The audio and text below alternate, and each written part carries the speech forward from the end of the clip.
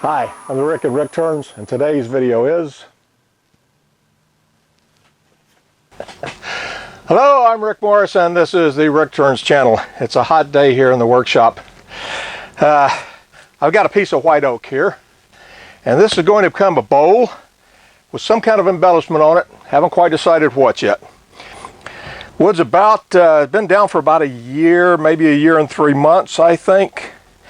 Looks like it's about 4 inches thick, and it may not show, but it has wart right along there. So it's done some drying out. I doubt if it's completely dry, but it's somewhat dry anyway. Let's see what size bowl I can get from this. This is about an 11-inch template here.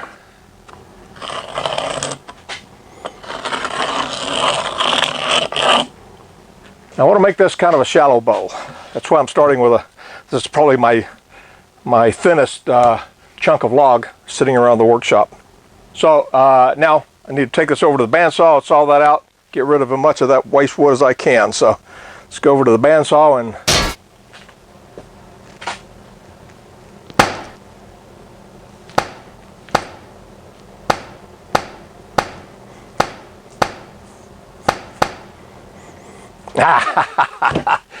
just kidding.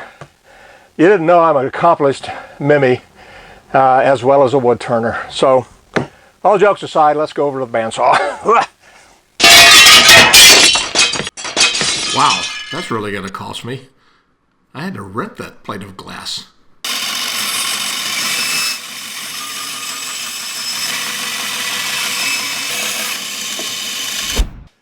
Now this is going to be the top of the bowl right here, or the opening of the bowl, whatever you want to call it.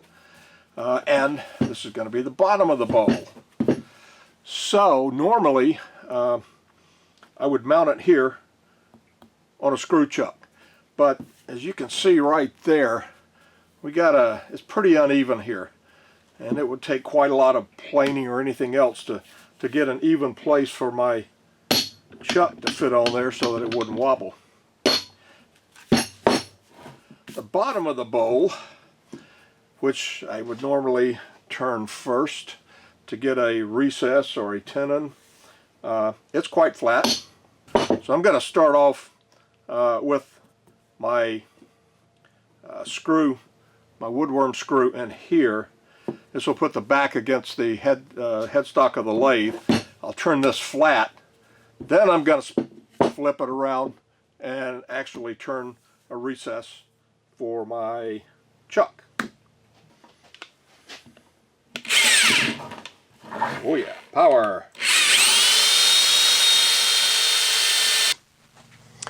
I'm mounted on my woodworm screw on my chuck right here, and it's tightened down, it's real secure.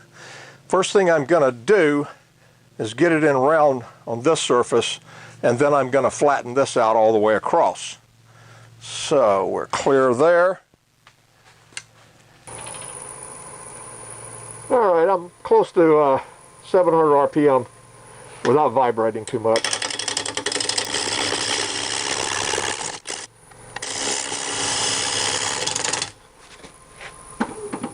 Alright, I need to take off my watch. I almost always forget to do that.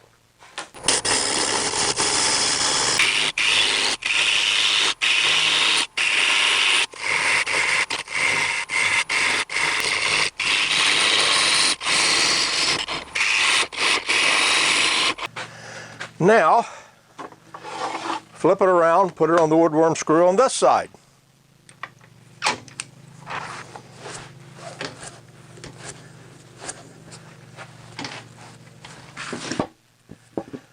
This is going to be the back, going to be the front, or rather the top.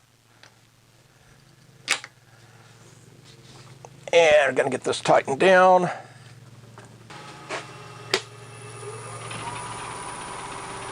Get a little vibration there. It's about 900. It's about 1200, very little vibration. Don't really want to go any faster than that.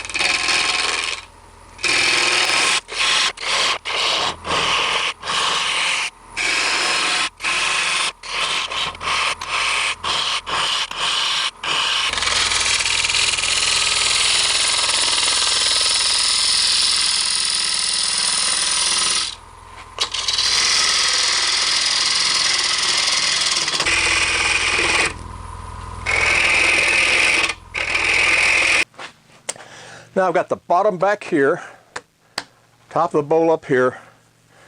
I want to cut away the, basically shape the exterior of the bowl. And I'm going to have to bring down this surface some, but I'm going to do the outside of the bowl first.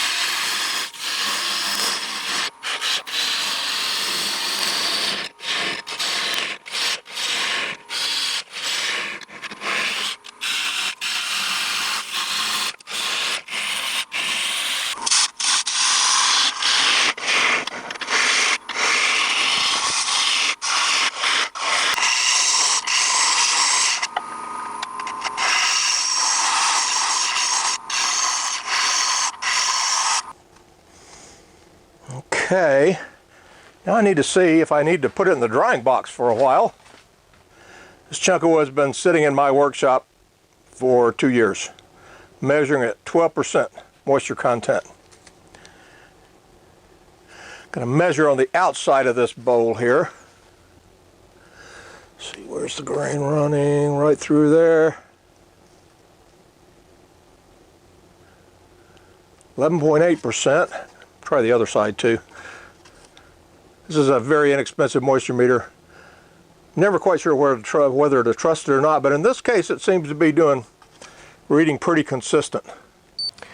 Well, I started with an 11-inch diameter blank. I'm down to about right around 9 inches. I had hoped for larger, but that's okay. I'm going to sand this a little bit, then I'm going to put a burn mark out here. And maybe one right in there.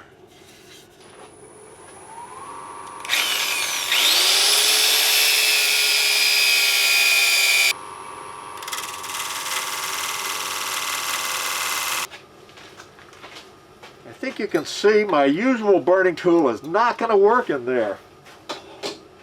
And a number of people have suggested that I try a piece of Formica. So I went to Home Depot, got a Formica sample, and I'm going to see how that burn-in works.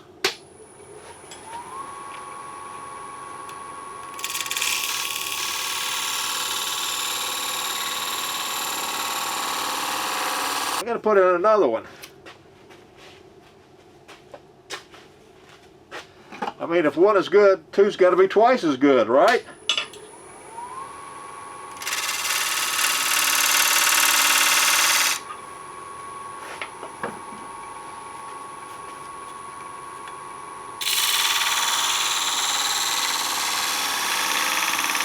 I might regret this.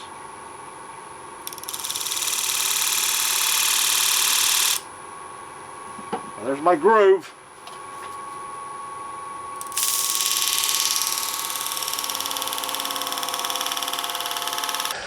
I sanded this down a ways, down to about 600 grit, and I stopped, and then I put on some sanding sealer, which is to say shellac diluted 1:1 with denatured alcohol. And it's dried.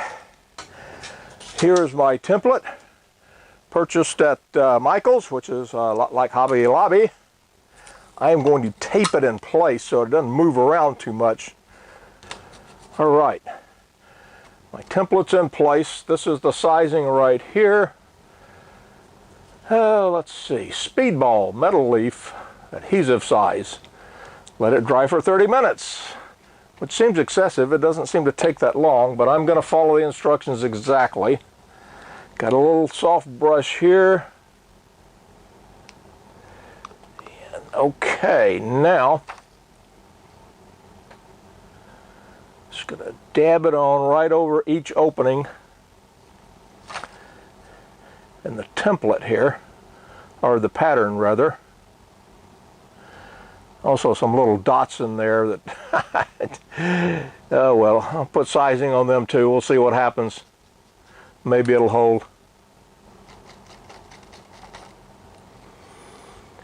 Now,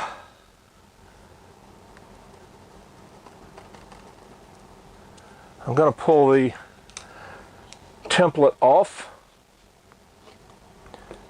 and let it dry.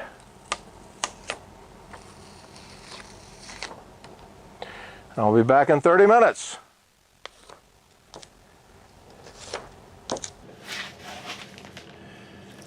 Well, I'm not sure if it showed when I took it off, but it looked like the sizing had kind of slopped under the pattern that I was using, and that would be my fault. I'm going to go ahead and try it anyway and see what happens.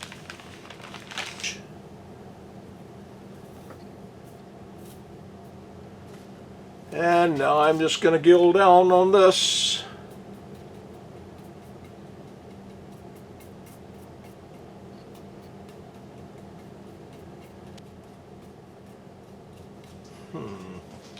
That does not look like those flowers that were supposed to show up.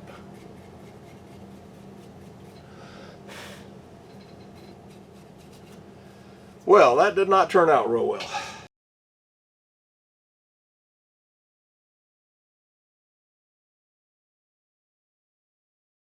Okay, first coat of gilding is removed. First coat of gilding is removed. I haven't removed the gilding at all. I'm going to take a second approach this time. I'm still going to use my stencil, but I'm going to trace it on here, and then I will very delicately paint in the areas where I want the gilt. Now, the first time around, I put on way too much gilding. This is transfer paper. As you can see, it's blue. I'm going to paste this on like this. Now, the problem with doing it this way, I can't actually see where I'm going to be putting the pattern. All right, there's that. And my pattern again. I think I'm going to go with a slightly simpler pattern of this flower right here. Put it in the approximate center. Right. And now I'm going to trace in the leaves. Okay.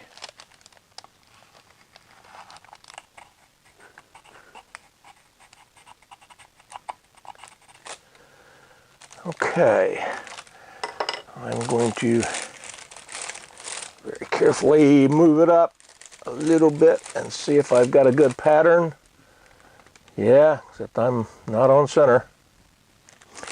Okay, now trace in the smaller flower. So let's take a look at this and see how it went.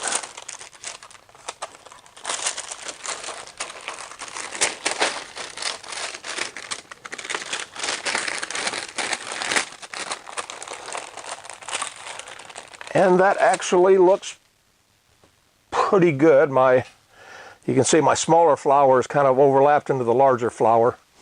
As I said, I am going to very carefully put on my sizing. Now then.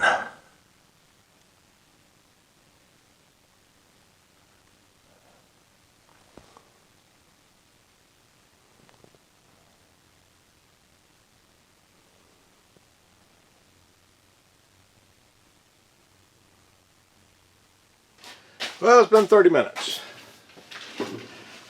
Looks like I didn't get any splashing around too much, thank goodness. Now I'm going to get a piece of the copper, which is right here. Put it down real lightly. Whoops. Excellent. And get my gilding brush here, which is just a soft brush to tamp it down with.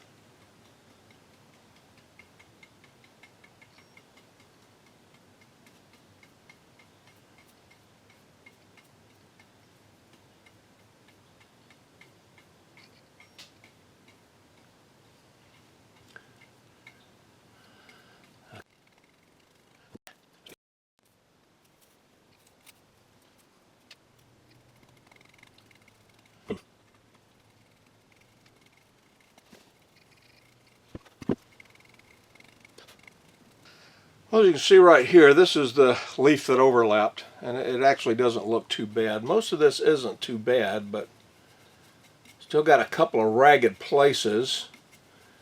And I am going to try and patch that up.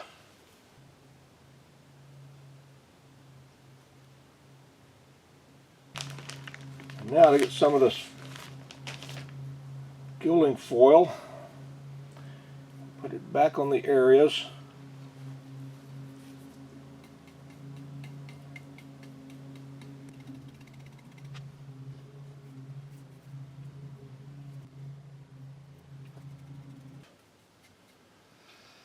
And I think I'm going to stop with the gilding right there. And I've got some spray on lacquer here. All right, I'm going to set the lathe on going real slow.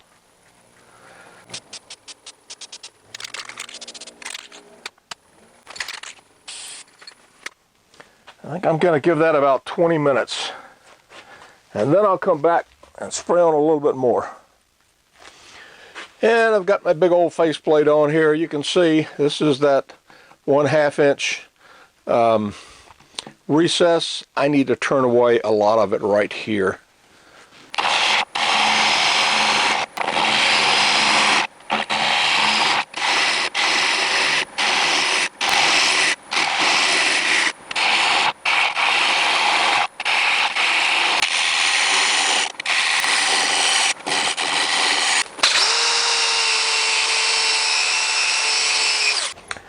Well, I got this little piece off of the lathe, sanded down the interior right here where it was still kind of rough.